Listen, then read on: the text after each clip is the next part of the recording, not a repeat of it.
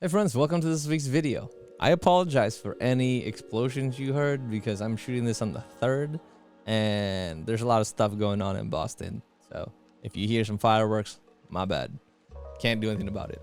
But this week we are going to go over the MG20s by Master Dynamics. I do like some of their earbuds quite a bit, so I thought I'd pick up one of these guys because I'm looking at wireless gaming headset options, and this is an extremely premium version of that.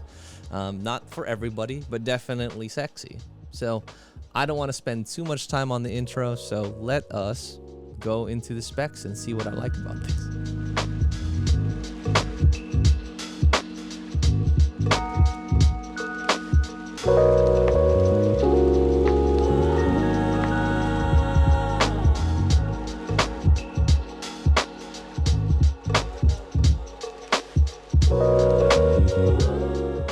The MG20s are smartly packaged without a lot of fluff, something we expect from Master and Dynamic. Everything fits cohesively and is easy to open. You're presented with the beautiful headset and detachable boom, but it also comes with an analog cable with output splitters, a USB charging cable, a low latency USB dongle, boom screen, and even a magnetic soft case, which I forgot to show here. The headphones are simply beautiful and have a low profile look that will appeal to most anyone in any scenario. Just so stupid clean. So now that you have an understanding of the high level of what you're getting out of the box, we should probably go into the build a little bit more in depth so you guys understand what you're putting on your head. So, headband. Expect some leather here, but it's actually a canvas material that has a coating on it for ruggedability and some stain resistance. So, white headphone needs something to keep that pristine, right? So if you notice closely, I'm gonna try to get this on. There's like a nice little texture there that gives it a nice, good feel. It makes it still feel premium even though it's just cloth. And that coating actually does make sense because it makes me have a little bit of peace of mind when I'm throwing it in my bag just by itself. So it does seem, that protection, whatever it is, whether it's wax or whatever, does seem to hold up relatively well, and I'm on board with it. As we go to the underside of the headband here, you'll see that this is their Alcantara setup. This is very reminiscent of the Bose QC35s that I first reviewed in my first review. Very, very comfortable. Alcantara is a very nice material that works especially if you're bald. Just very, very comfortable. You can sleep in it. It's very soft, very plush, all that sort of stuff. The difference with their Alcantara setup is it does have these nice little pillowy guys that are stitched in here. So that actually is very good for long-term comfort.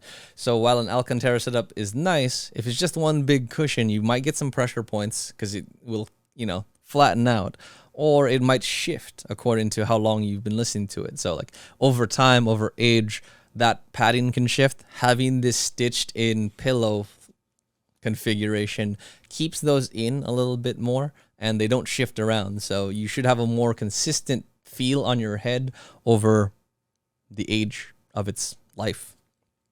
The only thing I didn't really like is it kind of had these hard portions on the headset.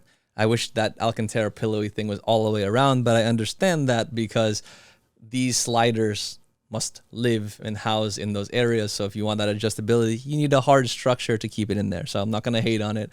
It's just like a unrealistic expectation that I wanted. But in terms of the sliders, they're extremely nice. They glide super smooth. They actually retain their positions relatively well. With this sort of style, you kind of get your headphone flying all over the place because it keeps adjusting in size. These ones actually stay in place for the most part from when I've been testing this over the past couple of weeks, and I'm very, very impressed with that. The cups also swivel, so they have a nice articulation to them. It's weird because one way they fold flat, and the way that you'd expect, which would be against your collarbone, they kind of tilt this way. No, it's this way. Yeah, they kind of tilt up a little bit, so they kind of don't fully lay flat on your chest or your collarbone. They kind of like stick up slightly. It's not terrible, but it's just noticeable that they're just like sticking up a little bit. So that's one thing that I've noticed with that articulation. As we talk about the actual headband itself, it does stretch. It has a nice malleability to it, obviously, just because it's so expensive. I'm a little bit scared about doing that. But for wide headers, I think it'll be good.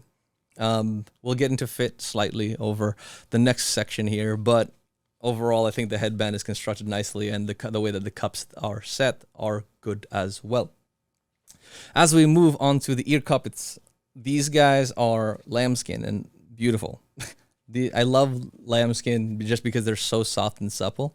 The only thing I didn't like about this setup is that they are proprietary and magnetic. So the shot of having a third party come in with, like, you know, cloth ear pads or like velour or memory foam is like kind of like a shot in the dark, because it's probably really expensive to make a mold with this, with a magnet that will work with these. I could be wrong, but it just doesn't sound like a good value proposition for me as a third-party manufacturer. So, great design, really easy to replace. Unfortunately, I'm just not sure how much the third-party market is there, especially because these guys kind of run hot. They definitely run a little hot, like especially in the summer with these studio lights on. I got hot. Like, they'll overheat your ears. So that's why I kind of wish there's a little bit of ventilation or other options out there for earbud pads. But overall, they're very comfortable. They feel nice on your head. Like, just stick them on and you're like, Like, it's just very pleasant. And then when you take those off, you'll also notice that the driver is flat, but it does have a sort of angle to it. So it does aim to sort of follow the shape and protrusion of your ears, which is a nice touch that a lot of headphone companies don't do. But hopefully that'll help, at least in terms of sound direction, but also just fit against your ear as you wear these. Hopefully it'll make it more comfortable as well. When we talk about the outside of the ear cup here, you'll see that it is rubberized. So it does have that sort of like plastic out there, but that rubberized rim on the outer ear cup there will give you nice grip when you're taking it off. It actually feels pleasant to like pull from. The only thing that I'd be worried about is it's not the same waxed material up here. It's a rubberized material, and usually that captures dust and dirt. So you might need to find yourself wiping this just to keep it in its pristine white nature, unless you got the black ones. But yeah, it's super pretty. It's very nice to the touch, but just a point in which it may wear down or get dirty. So just keep that in mind. As we start talking about the controls that's available to you, let's start with the simple side of the right side. This side you have a wheel, not really clicky, but it does not press in, but it is just for your volume. And then you have your multifunction button, which allows you to work with your playback controls, like the play, pause, next track, previous track with a triple click. The only problem is I wish this was also the power button, because you know what the power button is? It's on the other side. It is the Bluetooth button is also the power button, which is stupid. Like, this button controls like your entire headphone, and I don't like that because of the fact it's confusing. It's not intuitive, and like I shouldn't, like, to me at least, with someone who's worked with headphones so long, it shouldn't be a guess of which is the power button. I understand that you may need to do that to initiate your syncing situation, but I don't like the fact that I need to shut the headphone off to get a new headphone connected. There should just be a separate function for the Bluetooth and the power. And again, the power could have just lived on the multifunction. That's my big pet peeve of these from a controls perspective. Otherwise, they're really, really good. As you can see, the volume rocker or wheel is there too, but this one's clicky. And you can also depress it, so you can get a mute function, which is also nice. We'll go into that when we talk about the microphones more in depth, but I love that feature. Again, we talked about the stupid Bluetooth button. You also get USB-C, which you get about 22 hours. I was finding myself getting around 20, 22 hours, depending on my usage, which was equivalent to basically 2 days of work for me, like constant calls. I could probably get 3 days if I had a light week of calls. But if I'm doing a bunch of calls and then also using this for gaming at night or listening to music, I'm pretty much just going to get a day and a half. So I'm charging it every night regardless. But if I know like I'm just going to be slammed at work and it'd be call, sleep, call, I could probably get a couple of days out of that for sure. It's better battery than we've seen with the XTs, but it's just not going to be marathon battery, but definitely enough to get you through a couple of days of work. In terms of this big hole here, that's where you get the microphone boom. So these do have microphones built into it. There's microphones in various parts of this headphone to allow you to conference without the use of the boom mic. So again, if you just want to use it like a traditional headphone, you don't want to bring out the boom, you're just having a short conversation to tell someone where you are or to check in really quick, you can just, transition to your phone, talk real quick, and it'll still be relatively clear. I'll show you sample guys of that later. But if you want to give them extra clarity, or if you're going to use this for more productivity in long term, where you want people to actually hear the quality of your voice, you can just clip in that boom mic. And again, it's nicely built. It's mostly metal. It has nice resistance on the arm. Overall, much better than most. Not as good as the Corsair XTs, but definitely better than most microphones out there from a build perspective. Cool. With that, I think let's put this on ahead and talk about comfort considerations. So I don't know the exact specifications of that weight. I will put that here. However, I can say that they don't feel tremendously heavy, although they are not as light as a Penrose or a Mobius in terms of just that plastically build, right? You're not really going to get stuff like that. Like the Sennheisers that I have are extremely light, and it's all because it's a plastically built. This is all metal and leather, and yeah, it's chunky. It's nice and sleek, but it is a chunker in terms of materials that they use. And as a result, you're just going to get a little bit more weight out of it than the competition. However, it doesn't feel tremendously heavy on head. It actually feels lighter for some reason than the Corsairs. And just based on what I've seen, I think that the Corsairs are a little bit heavier, especially when I put on those aftermarket pads on them. These surprisingly feel light. However, I could see this fatigue over time, especially with these ear cups being lambskin leather. Especially in summer, if I'm with these studio lights, I'm going to burn in them for sure.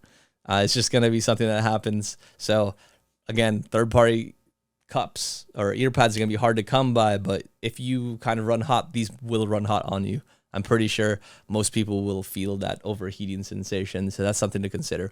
But in terms of its overall clamping force, it is a little bit heavy out of the box, but it does loosen up pretty quickly. So I think it took me about half a week, and I started feeling that pressure alleviate over time. So it's not tremendous. It's not as bad as the Pandas out of the box, or even the freaking Mobiuses were terrible. I was getting my head crushed, and it was plastic.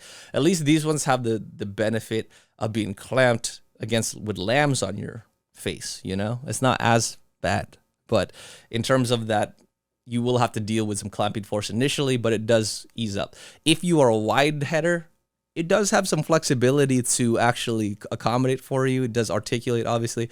It doesn't have a tremendous amount of pivoting action in the cups outside of the articulation. So if you do need it to do a little bit more and stretch a little bit heavier, it'll work. You just may stretch it out to its max. I'm halfway through it, so I am a bigger head, but I'm halfway through this. Yeah, I'm halfway through this sliding range. If I went full, it would kind of be down by my chin. But so there is some space for wide headers to live here. It just may not be the most clampless experience that you guys have felt. So keep that in mind. But overall, I like the way that it looks. It's very sleek on head. It looks normal. It looks like an everyday headphone, and you can rock this outside and play this with just music, and no one's going to look at you differently. If I did that with the Corsairs, even though they look pretty nice, everyone's going to be like, why do you have this giant earmuffs on in the middle of summer? These ones kind of summer fresh, very, very nice, very, very sleek. No one's really going to call you out for it. So even on Zoom calls, this just looks like a very normal headset, and it's very, very attractive. It's very handsome. So, if you need to dress it up, you can. But I do like how these look. This is probably the best looking headphones that I've seen from a gaming headset. Even some headphones, this looks better than most headphones. I think that's the reason why a lot of people like Master and Dynamic aesthetics, at least, is because they look so striking, they look smart, they look professional, and they don't look too technical. They look like they fit in with fashion and things like that. They may not have the most accurate sound signature. They might be a little bit warm, which we might get into later. But yeah, I think overall I've always been attracted to Master Dynamics design language. There's just certain things with their sound signature that I would prefer something a little bit more neutral and sparkly. But that again, that's subjective of what you like. We will get to that sound shortly, but this hopefully gives you guys an understanding of what these look like on head. What do you have any questions about the fit or anything else about the weight or sort of fit considerations? Please let me know. Definitely open to talk about it. But I think we've went enough on the build, we've went enough on the fit, so let's get into microphones. So let's start talking about microphones, and the first is going to be the analog. This is what you guys are hearing right now is me connected to the analog cable in the back of my laptop and the motherboard. This cable, I will say, is a little bit short. It is just enough to get to my headphone from behind my tower. However, a couple more feet would have been appreciated to, allow me to wire this in and cable this around different nooks and crannies to get a little bit better experience so that I don't clutter my desk, as well as I have a comfortable length. Right now, it just feels like I'm pretty tethered to my table. I can't move a tremendous amount. So, some extra feet there would be nice, but I can't complain too much. And you would probably find a third-party adapter that will allow for a little bit more length. In terms of the cable itself, it is much nicer than we saw with the Corsairs. It is nicely braided, and it also doesn't have any stethoscope effects in terms of like affecting the microphone and ear cup as much as what we saw with the Corsair. So let's listen in. So me playing around with it, it doesn't like crinkle up the microphone at all, at least from what I can tell in the levels. But on the Corsair it was. I appreciate this is nicer. If you rub against it, you can still hear some of those stethoscope effects in the ear cup, but it's not terrible bad, and it doesn't affect the actual music itself, so that's something to keep in mind. With the wired connection, you do have the ability to use all of your on-ear controls, so I can bring up the microphone and make it sound louder. I can bring down the volume and bring it down in terms of making it more quiet. That dial is nice and clicky and tactile, so it's nice to have that there and have that ability to crank it up and crank it down, as well as I have the ability to mute by depressing that. So if I click in,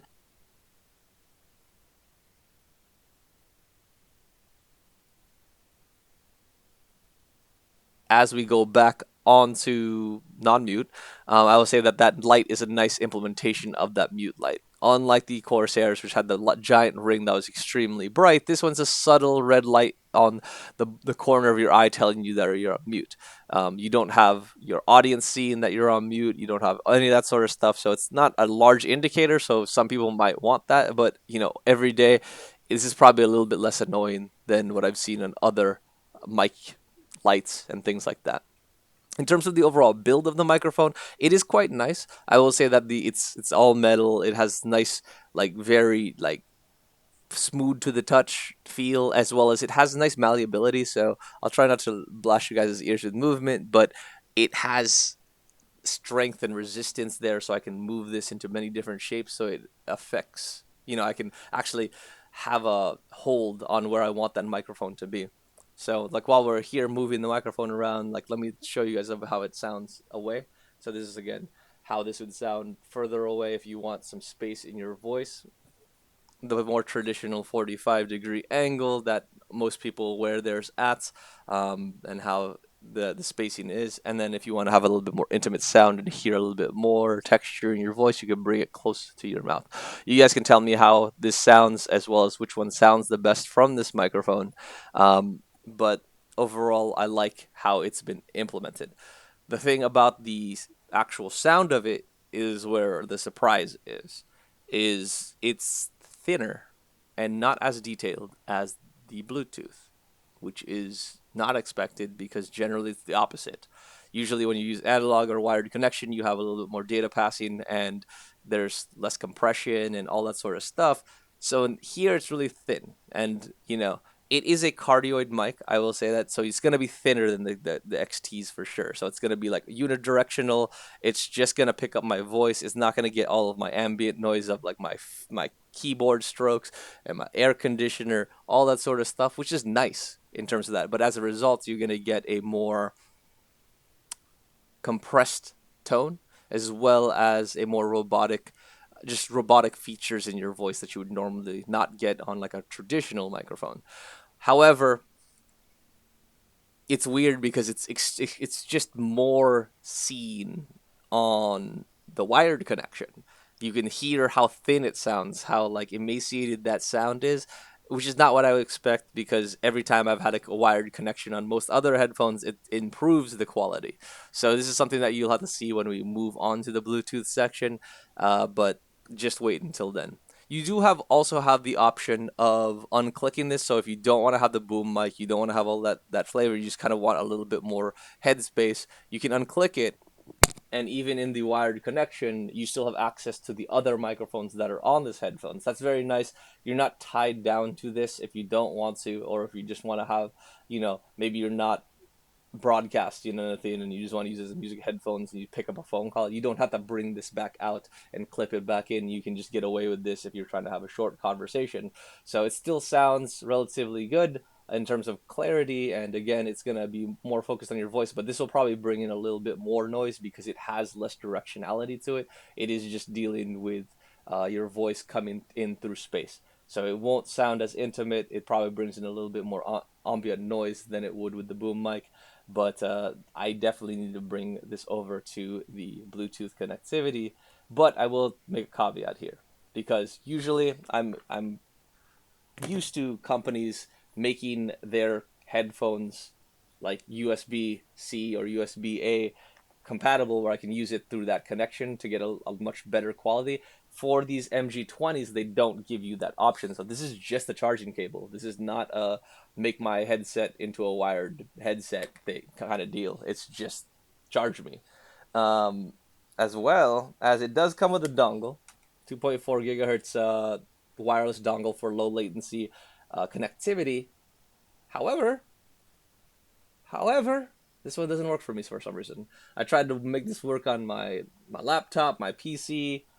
It's not. It technically doesn't. It's not supposed to work for Mac. But I tried for Mac anyway. It for some reason this dongle's off. So like I'll cut away. But it's connected to my laptop. It's registering volume on the videos that I'm playing, and my computer registers as a headset. But it's just bringing in no audio, and it's on eternal mute. So I can't really show you guys anything until I figure out what's wrong with this dongle or something wrong with my setup. But if you've seen this before, let me know because I definitely need some help to debug that. So as a result, I will not be going over a USB-C wired connection. I will not be going over the USB dongle. I will be going straight into Bluetooth, which is a good transition because I took the mic out, and that's what the next shot is. The the Bluetooth connection with no boom mic connected.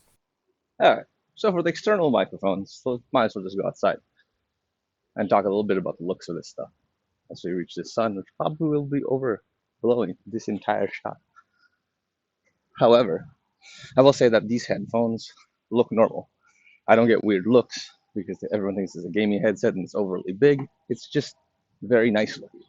So, if you want to use this in your everyday, because they can transition to music on, which we'll talk about a little bit later, you can use these kind of for every day. The isolation is actually pretty solid too. There's obviously no ANC on here.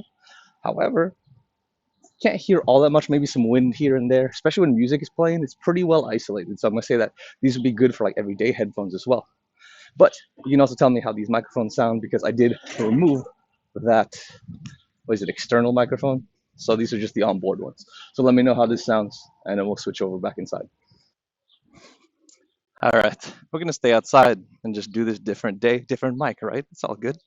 But as if you heard with the other outdoor mic, you'll probably hear that this is a lot more full than with the wired connection.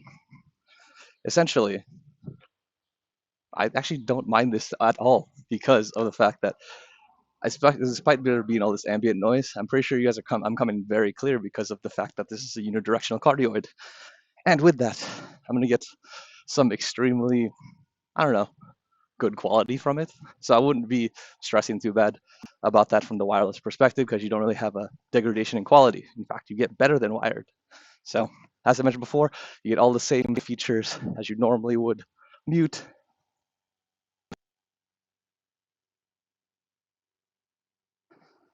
And while I'm back on mute or off of mute, I can get an increase in volume, I can get a decrease in volume, all the sort of features that you would normally have with the wired or without the boom, you have with just better audio.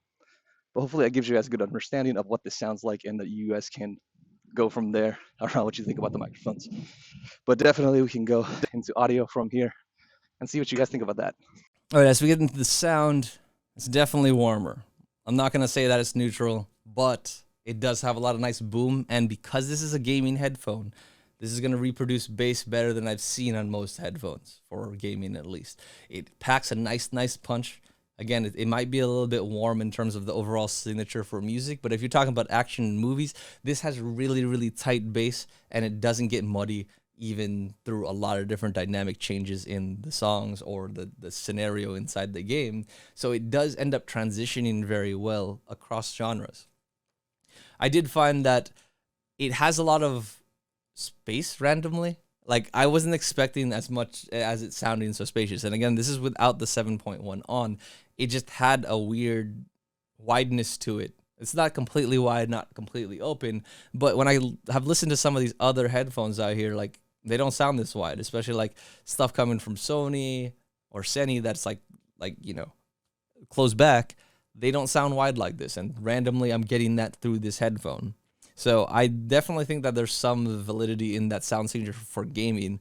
And even if you want to go into music, I think this is probably the best headphone in terms of transitioning between the two pretty seamlessly. Like, I'm not sacrificing complete fidelity on the music side so I can get a perfect gaming headphone. And again, I'm going to still get that punch and all that sort of vibe. It's not going to have an emaciated bass so I can get clarity and, you know, mid-definition on the music side. So I like the fact that I can have this for both, but I'm not really sacrificing one for superiority in another one.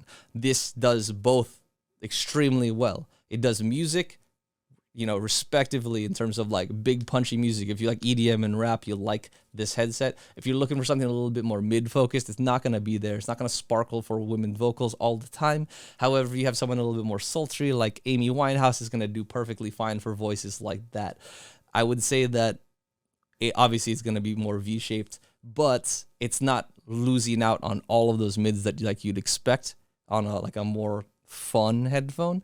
It's definitely still there. There is a little bit of sub bass there for you to notice as well. So I do like how this is tuned in terms of like, it's a fun signature that a lot of people will get on board with, especially if you're not an audiophile. Like, this will sound good for most of your music, for most people. If you're not trying to critically listen, you're just supposed to have a vibe, these are great headphones. Now, if we talk about gaming, I will say that these sound great because they have all of that punch. Again, I'm not just focusing on music perfection. I'm also being able to say, can I get that music in the background of this epic fantasy game I'm playing, but also get the sword swings, the arrows, and all that other stuff. You can get all of that crispness in that, and I love that. So I don't want you guys to discount these completely, just because, you know, they're not gaming, they're not perfect audio headphones either. What I will say is that they do have that 7.1 in there, and it doesn't really help in terms of directionality. I tried this when playing some games, some FPSs. The 7.1 makes things sound wider, definitely. It just doesn't help with me pointing out like footsteps and things like that. I think the regular mode is plenty fine. Like, you can hear those footsteps, you can hear people moving through the grass and all that sort of stuff. But the 7.1 kind of just makes things feel like further out, but it sounds nice, especially if you're in a big epic game. But it doesn't help me get directional awareness any better than the other mode. In fact, it might distort it in a way that I may not be able to act as well. It's hard to explain. Again, if I had a capture card, I could probably show this a little bit better, but it was just something that I noticed in terms of the sound signature. I find myself playing with not 7.1 on. However, 7.1 is interesting. 7.1 works when there's like a lot of music in a game that you want balanced a little bit better, or you just want to get the epicness of that music. I've also noticed that I was listening to some retro music or some old school Nujabes on it, and you know, like when Nujabes made music, it was like in the 90s or something like that, early 2000s. And his stuff wasn't mixed perfectly, especially if he had a vocalist in there. Like, Nujabes music is great. I suggest you guys listen to his music. I suggest you guys watch Samurai Champloo. Love that anime. But I do find myself looking back and listening to it, and I'm like, yo, some of this is mixed terribly. And like, what was it? I'll put the song here, but I was listening to this today, and I was just like, what is up with this? So one, I immediately heard that it was mixed terribly because the instrumentals are overpowering the rapper tremendously, in the sense that like it sounds like it was just like recorded with a phone. It's just, there was no separation. It was very bad. Even if you had a high quality version of it, it's just not gonna fly. However, turning 7.1 on, there was a lot more separation in the different tracks. And maybe it's because it just brings down the instrumental a little bit more and brings forward the voice more on par with it, because it sounded more like a live recording, like you're in studio. Like when you take the 7.1 off, that song sounds like they were recording it in a closet, but when you open the 7.1, it sounds like they were kind of in a garage or like a proper recording studio, but you're just not using all of the equipment that they have around you. So it does open up certain songs to make them feel less stuffy and better mixed. So that's ironic from the 7.1. There are certain songs that it's really, really good for. There's certain songs that's not great for. Songs that you want punch and you want that intimacy, that 7.1 is not great because it just starts emaciating the tones a little bit and people's voices don't sound as powerful. But, you know, for songs where people have very dominant voices or there's a lot of string instruments in there, it's kind of nice to open it up every now and then. It's not somewhere I would live constantly, but just to get another vibe of a song, it does have enough difference where the whole vibe of the song changes with the 7.1 on. So I do kind of like that option, as well as certain songs. It sounds really, really good. The other thing that I would say is that on voice calls, you can use 7.1. And this actually helps reduce the amount of harshness in certain people's voices. So something that I would say is like my dad. So like sometimes he eats his microphone, or he eats it's just like there. It's just hard. It's hard to listen to him because it's like, it's so close to his mouth. I'm like, why are you talking like this with your phone? Just use the headset I bought you, or like use the earbuds I bought him. Like sometimes he just gets lazy and does this thing. So it's just, I get all that harshness. 7.1 on, perfect. He's good. He sounds great.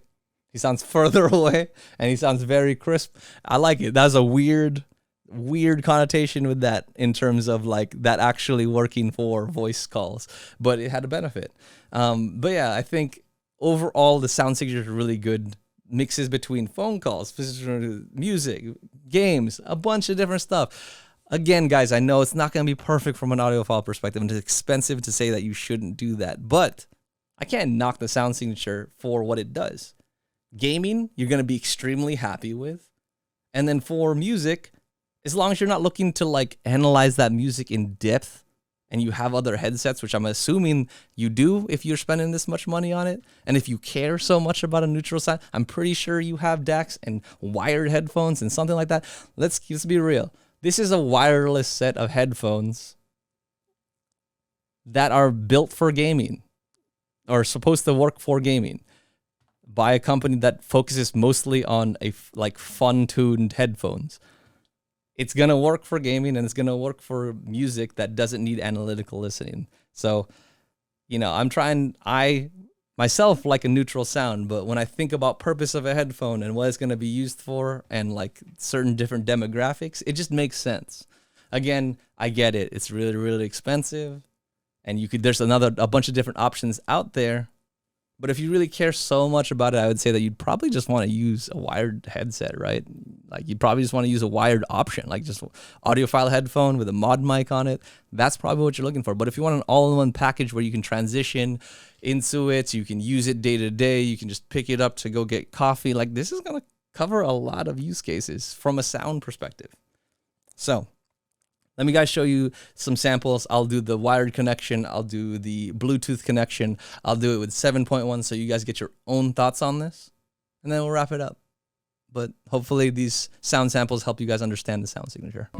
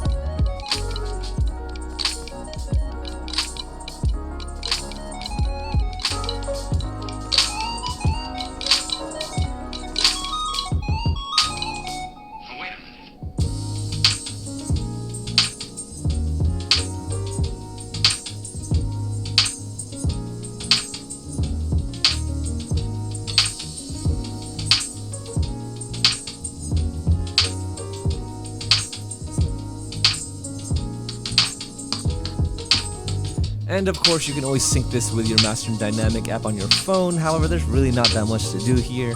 You really just have access to 3 preset equalization options as well as your auto shut-off timer.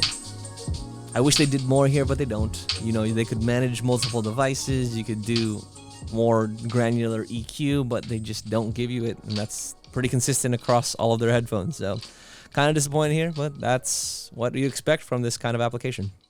Okay. So, recommendation time. What do I think about the MG20s? I think they get a lot of hate for no reason outside of their price. Again, I can hate on that price all day. However, I feel like gamers hate it because it's not a perfect gaming headset, and audiophile people hate it because Master and Dynamic has never made an accurately tuned headphone. So those two sides just basically hate on it for those two things not being perfect at the same time. And I think that's very hard for a headphone to do. Like, gaming headsets generally are built for gaming, and then if you try to transition to the music, you miss a lot of mids and details that don't transition, or they get overblown in the bass and they're super muddy and not useful. And then from a audiophile perspective, fun tuned headphones sometimes work. But if you have like a flat tuned headphone, you're going to miss some punch, and certain voices aren't going to sound good in the game. So like, it's a hard balance to strike for any company. And I think Master Dynamics is trying, but it's just, they're getting a lot of hate for no reason. When I think about these headphones, obviously they're V-shaped. They're designed to be fun. Like, this company makes fun tuned headphones. Like, they are great for rap. They're good for rock. They're good for EDM. The general populace will think these sounds good. And I think that's fine. It doesn't need to, every headphone does not need to be an analytical listener. And I think that these have really punchy bass that everyone will appreciate. They'll transition to games. They'll be fun for that type of music. I don't think that these are as egregiously bad as everyone is saying. So for me, I think the price point is the biggest stickler for me. Because yes, can you get a gaming headset, preferably wired, that's less than $200? Probably, yeah. Can I get a wireless headphone that has amazing quality for $200? That's like, the things like audiophile people will probably crap on a lot of $200 ANC headphones because they're not tuned great. But you could find a wired set or an open back set that can for $200. So if you look at wired options, absolutely, I can construct you a duo for under the price of these. You just may need a DAC or an amp or something else. The value in these are, this is an all-in-one that transitions from music, that transitions to gaming, that transitions to calls extremely easy. And I think that's the value proposition here, is that I don't have to buy a bunch of other stuff. I can just buy this, and I should be generally happy until I learn more about audio, and then maybe I'll buy more specific use case headphones. And again, when you get into the headphone game, that's generally what happens.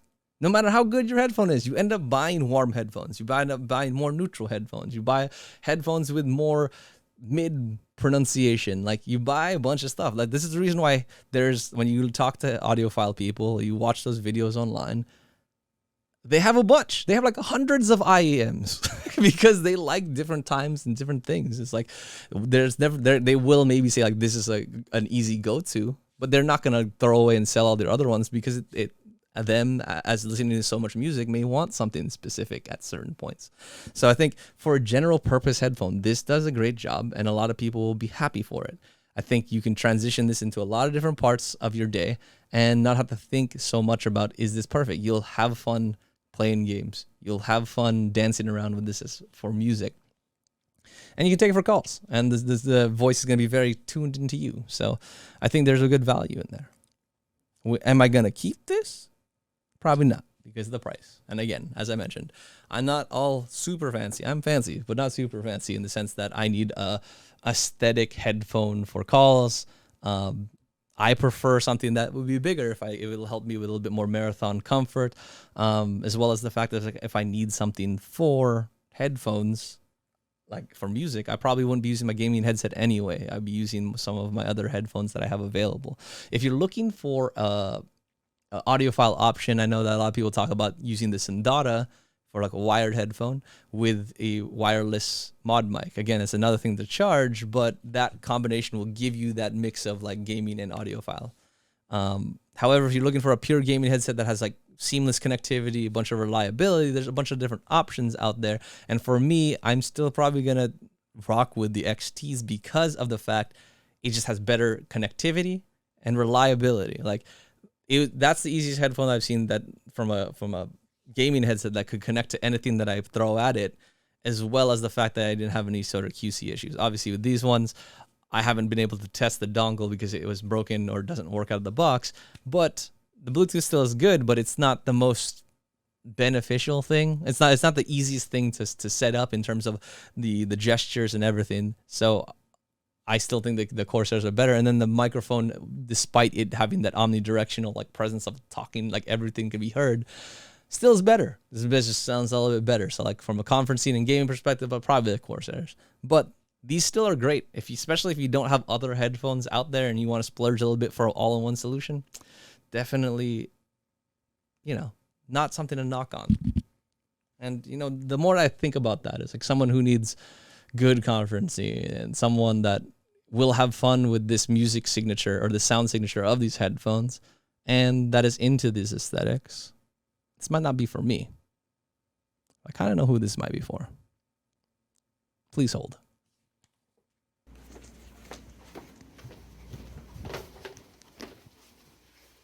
Hey. Hey, what's up? I got you something. Thanks. They look cool. Yeah. So basically, I've determined that this is too bougie for me and it doesn't meet my like audiophile needs. But because this looks good and you'll probably enjoy the sound signature and the mic sounds decent enough for work, this will probably work for you. All I heard is you calling me bougie. Because you are. Thank you. They do look cool. So I'll ask about your thoughts about it later. But that's kind of where this is going. So that should wrap up the review. Thank you guys for listening so much for this long video. I hope this gives you a good understanding if the MG20s are right for you and the pros and cons of getting this headset. Anyway, if you guys would, I would appreciate like, comment, subscribe. Do all the things that you normally do on a video that you like and love. And if you have any questions, definitely leave them in the comments. Always open to respond to you there. But as always, appreciate you. Peace.